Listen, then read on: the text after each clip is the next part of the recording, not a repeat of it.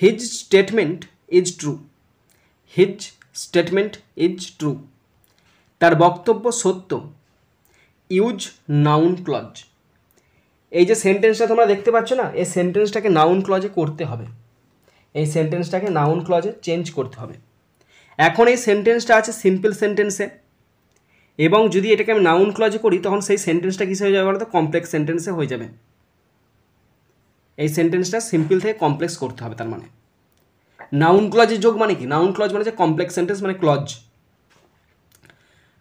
তো এখানে মানেটা দেওয়া আছে তার বক্তব্য সত্য। আমি যদি এই তার বক্তব্য সত্য এই বাংলাটাকে যদি জটিল করি, এটি সত্য যে তার বক্তব্য সঠিক, বা আমি বিশ্বাস করি যে তার বক্তব্য সত্য। তার মানে দুটো বাংলা বললাম, দুটো ইংলিশ হবে।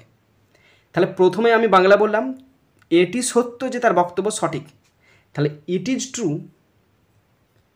It is true, TRUE, it is true that, it is true that his statement is correct. His statement, STATEMENT, his statement is correct, CORRECT, stop. It is true, এটা সত্য, দ্যাট যে হিজ স্টেটমেন্ট ইজ কারেক্ট, তার বক্তব্যটা হয় সঠিক।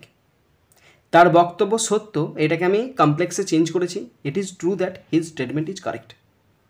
আবার একটা বাংলায় সেন্টেন্স বললাম আমি বিশ্বাস করি যে তার বক্তব্য সত্য।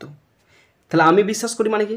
I believe, BELIEVE, I believe that, আমি বিশ্বাস করি যে, আই বিলিভ দ্যাট, আমি বিশ্বাস করি যে তার বক্তব্য his statement, STATEMENT, his statement is true, TRUE, stop.